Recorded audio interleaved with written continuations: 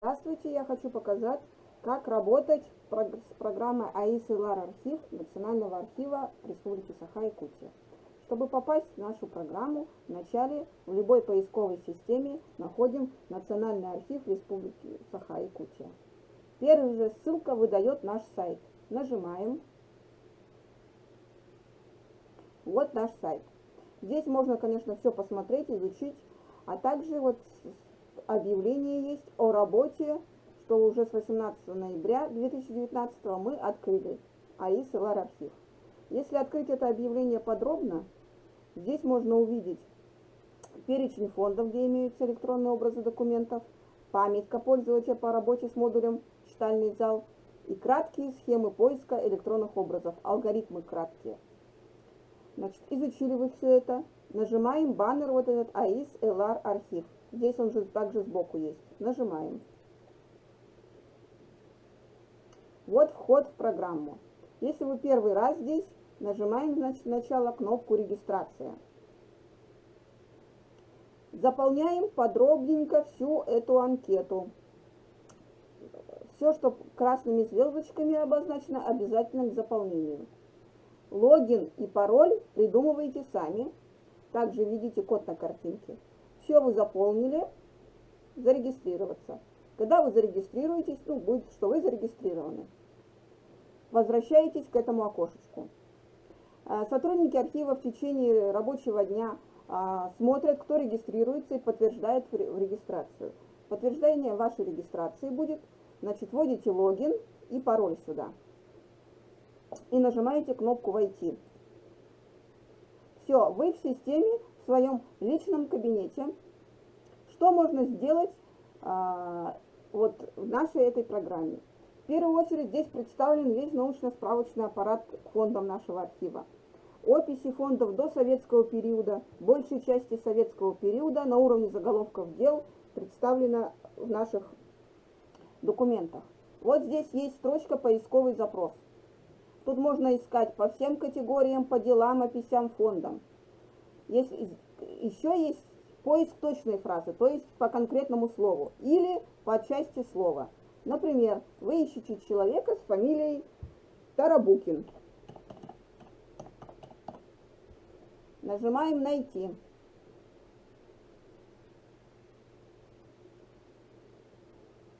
Программа работает, может быть, иногда тормозить. Вот, смотрите, вышло 231 дело, где в заголовке есть Тарабукин. Вот, выделено, подсвечено желтым, как Тарабукин, Тарабукину, Тарабукина и так далее. Значит, что здесь указано рядом с каждым делом? Крайние даты документа, архивный шифр документа, заголовок документа. Также есть карточка. Вот здесь нажимаем значок карточки. И здесь можно проследить, что вот если в примечании указано, что дело в макулатуре или отборочном списке, дела нету. Значит, вы нашли, например, дело, которое хотите посмотреть, электронной копии его нету, тогда вы выписываете вот этот архивный шифр, и можно потом позвонить или на нашу электронную почту скинуть то, что вы хотите заказать, прийти посмотреть в читальном зале. Также можно, это вот простой поиск по ключевому слову. Путеводитель по фондам – это все наши фонды, какие у нас есть. Фонды архива. Тут можно смотреть уже конкретное по описям. Чтобы вести поиск дел, которые имеют электронную копию, и заказывать их, заходим в раздел «Расширенный поиск». Нажимаем и попадаем вот в такое окошечко. Значит, смотрите, переписи 1927-28 годов центральных округов Якутии лежат в фонде номер 70. Значит, ставим галочку рядом со словом «фонды», открывается окошечко, пишем 70. Значит, ставим окошечко рядышком описи, номер описи ставим 38. И ставим галочку рядом со словом «дела». И здесь можно вести поиск по конкретному номеру дела, если вы его знаете. Пишите номер дела ставим галочку «Наличие электронной копии». Вот галочка появится и нажимаем кнопку «Найти». Найти. Вот вышли дела, крайние даты документа, архивный шифр и вот заголовок. Значит, что вы хотите, например, это дело посмотреть, да? Или, значит, чтобы это дело для себя отметить, положить в свою виртуальную корзинку, нажимаем вот здесь значок есть рядышком, вот такой в виде корзинки с колесиками, добавить в требования. Нажимаем, и должно появиться зеленый кружочек с белой галочкой, вот так. То есть это дело вы уже отобрали, например, да? Возвращаемся в расширенный поиск. И вот здесь вместо, ну, если вы не знаете номер дела, здесь можно записать часть названия наслега или часть названия улуса. Ну, например, вы хотите посмотреть наследие Хочинского улуса. Пишем часть названия, полностью можно не писать. Где в заголовок Хочинский, найти.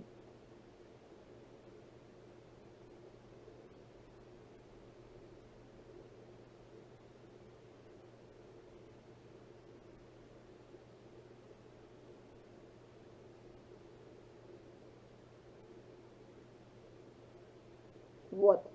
Вот вышли все наследия, которые относятся, имеющиеся по семейной списке Хочинского улуса. Хочинского. Значит, выбираете то, что вам нужно, соседнее наследие, не соседнее, и ставите вот здесь рядом с делом, которое вас заинтересовало. Вот нажимаете на значок корзинки. Можно выбирать сразу много дел. Ну, как вам удобно будет, как вам, чтобы вы потом не запутались. Также отмечаете. То есть это фонд номер 70, опись номер 38 и разные единицы хранения. Вот. Значит, вы выбрали, например, два дела. Все, хотите оформить требования. Вот здесь под поисковой строкой есть требования дел.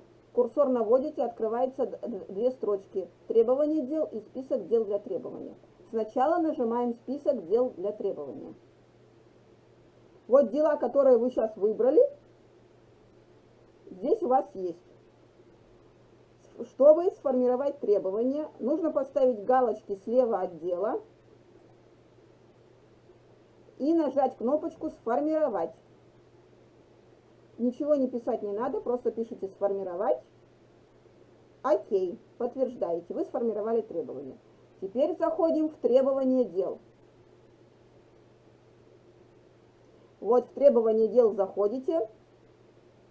Вот у вас, ну, это старые требования могут быть, вот у вас новые требования, и стоит зеленая стрелочка. То есть вот требования, которые вы сформировали, отправляете к нам сюда, в архив. Нажимаем зеленую стрелочку и ОК. Подтверждаете все действия. ОК. ОК. Требование отправлено. Значит, если написано в читальном зале, значит оно у сотрудника. Мы здесь в архиве открываем все присланные сообщения и открываем доступ к ним. Доступ длится месяц. Когда открыто, появляется надпись «Работа с электронными копиями».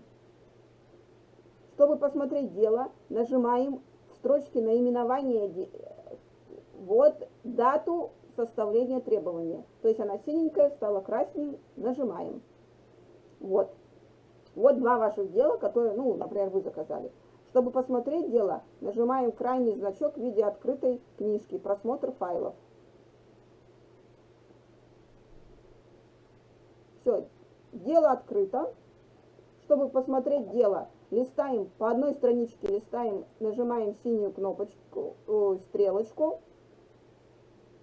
листает по одной странице. Тут значки есть плюс-минус во весь экран и так далее. Также можно колесиком увеличивать, уменьшать.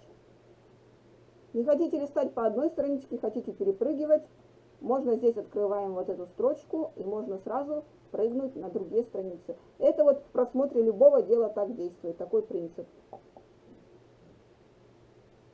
Вот оно у нас грузится.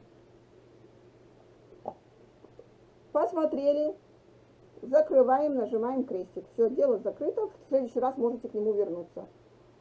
В требования дела опять заходим, Ну и выбирайте дела, которые хотите смотреть. Что еще можно, какие еще дела можно заказать в электронном виде? Опять в расширенный поиск. Метрические книги. Метрические книги церквей Якутской области лежат в фонде номер 226, то есть где галочка фонды, номер ставим 226. Пока у нас в электронном виде представлены дела в описях номер 15 и 16. Вот опись номер 16, вот здесь номер описи стоит, там дела с 1909 где-то по 20-21 год. Значит, также здесь можно поставить номер дела или в заголовке название церкви. То есть, если я хочу посмотреть, например, метрические книги Итыкёльской церкви, пишем Итыкёль. Галочка наличие электронной копии, не забываем найти. Вот вышел результат. То есть вот здесь 14 дел Итыкёльской церкви, где есть Итыкёльская церковь. Крайние даты метрических книг, их архивные шифры и заголовки. В одном деле может быть несколько метрических книг. Но обычно это, которые находились в одном благочинии, то есть в одном церковном районе. Дело, которое хотите посмотреть, также нажимаете значок корзинки, добавить в требования, и они туда попадают в список дел для требования. Фонд, еще раз повторим, фонд 226, опись, например, 16. Если опись 15, там дела с 1896 по вот сейчас как раз наши сотрудники заканчивают сканирование до 1905-6 года. Также опись поменяли, номер описи, название и найти. Вот вышел результат, уже другие хронологические рамки и также те же метрические книги. Также нажимаем значок корзинки, смотрим дела, которые хотите заказать. Тоже опять же в список дел для требования. Тут уже будут то, что вы отобрали. Сформировали требования. Опять заходим в требования дел. И в требовании дел они здесь уже будут. Что из собой представляет метрические книги? Вот такое дело. Значит, каждая метрическая книга состоит из 3 частей. Часть первая о родившихся, часть вторая об умерших, и часть вторая о бракосочетавшихся, и часть третья об умерших. То есть, как я уже говорила, в одной книге могут быть несколько церквей, поэтому вот тут лучше бы, конечно, перепрыгивать. Ну, например, в этом деле книги Майнской, Ойбяйской, Актемской и Хатасских церквей. То есть, чтобы вам, например, посмотреть Актемскую, нужно как-то пролистать вот первые церкви. Значит, вот часть родившихся. Что тут есть? Дата рождения, дата крещения, имя человека и кто его родители. То есть здесь указывается сословная принадлежность. То есть, например, Восточно-Кангаласского улуса, Харинского Наслега Адович, Дмитрий Афанасьев Павлов и законная жена Евдокия Григорьева.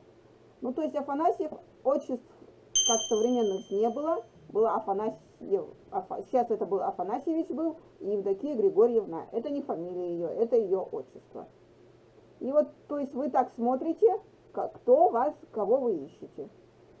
Определенные церкви обслуживали определенные наследия, вот ближайшее к месту проживания. Вот часть о бракосочетавшихся, тоже из той части как раз можно узнать девичью фамилию, там указывалась девичья фамилия, место происхождения невесты. Вот. Тут и все еще об родившихся. Вот. В таком роде. Вот есть пометки, это вот в свое время ЗАГС выдавал справки на основании этих книг. И писали прямо в делах.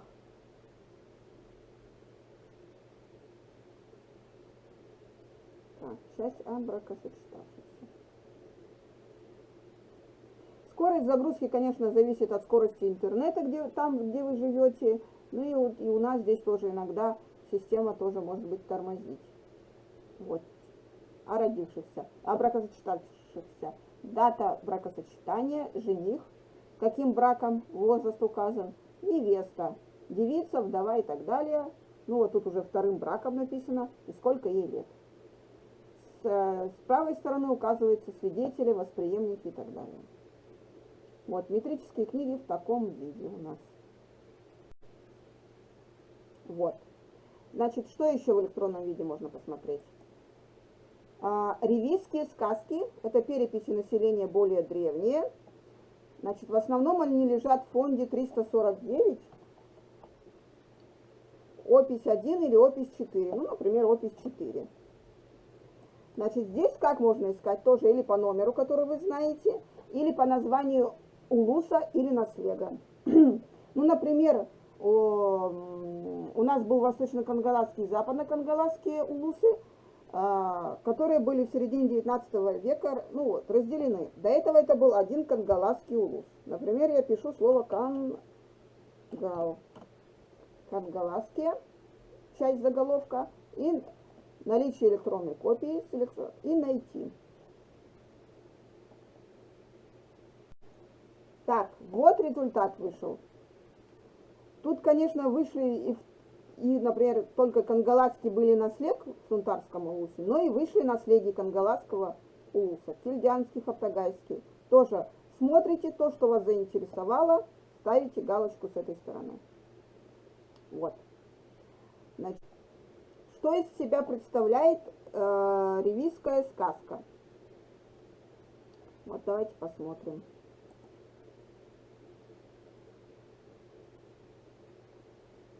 Вот. Значит, можем перепрыгнуть и откроем, например, эту страницу.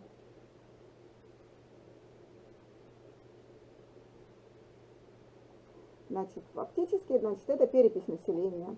Слева, ну, вот заголовок, дата составления, какой улус, какой наслег.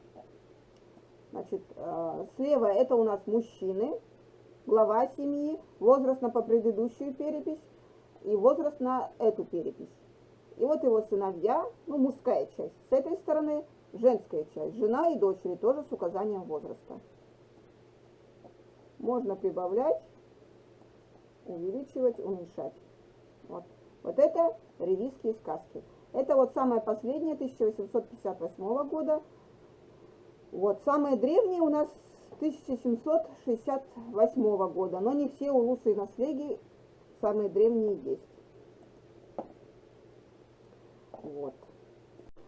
Значит, что можно посмотреть? Вот.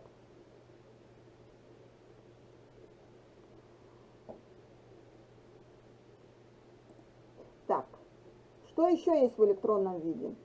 Значит, особо ценные документы.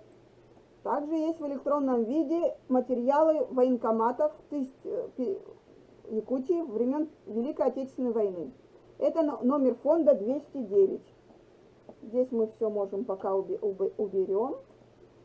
Здесь тоже уберем. Найти просто по номеру фонда. Вот, фонд 209, военный комиссариат. Нажимаем.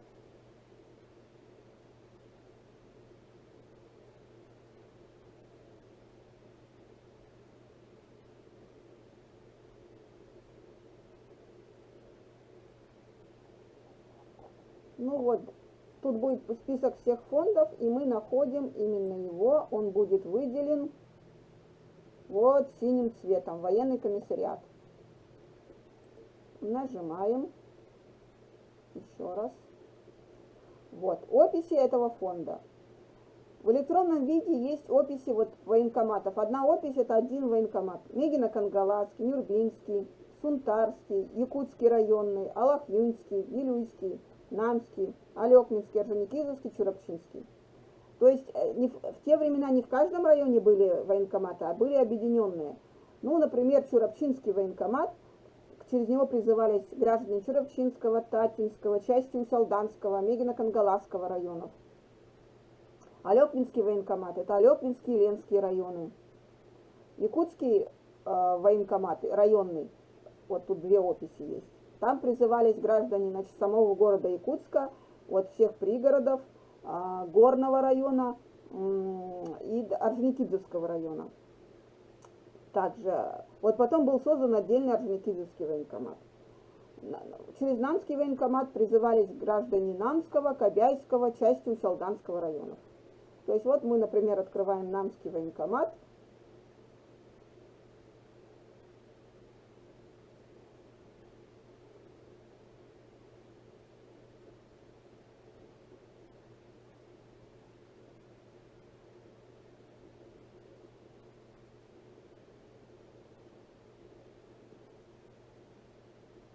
Вот.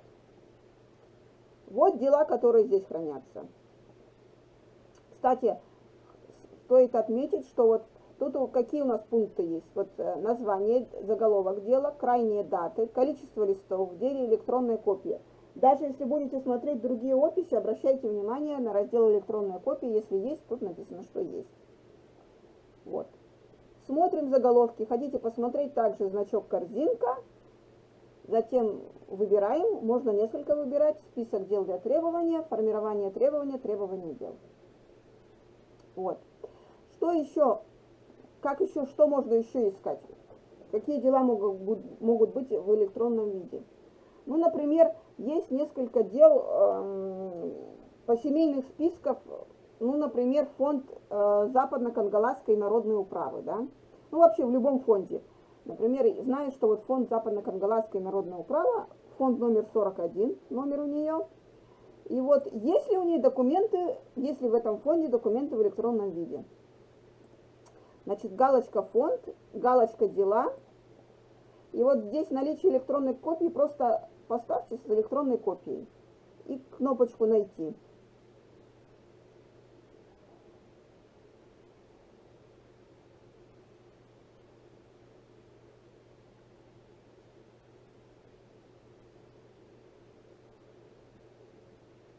Вот. Вышли 8 дел в этом фонде, имеют электронные образы. Вот эти переписные ведомости Адунинского наследия, Жерского, Малтанского, Мальшигарского. Вот их у нас, мы их перевели в электронный вид, их можно заказать также и посмотреть. Тоже несколько таких переписных листов есть в фонде Намской народной управы, фонд 44. Также в расширенном поиске фонд номер 44. Галочка с электронной копией. Так можно искать вообще все дела, которые у нас имеют электронную копию. Заказывать и смотреть. Заказывать, вот, как я уже говорила, можно смотреть месяц. Ну или даже у нас иногда получается у вас больше. Круглосуточно. Вопросы, если будут возникать, можно уже обращаться к нам по телефону, ну или писать на нашу электронную почту. Ну вот, например, в фонде Намской народной управы есть вот материалы первой всеобщей переписи населения нескольких намских наслегов, тоже которые можно посмотреть. Ревизские сказки, вот как я уже говорила, есть не только, так, есть в фонде номер 349, есть в фонде номер 180, в фонде номер 1 даже воеводской канцелярии. Не бойтесь, изучайте программу. Тут можно много подсказок есть всяческих, как искать и так далее. Эту страницу лучше сохранить у себя, ну, как бы вход в эту программу у себя в избранное поставить, чтобы каждый раз через наш сайт, ну, не искать наш сайт.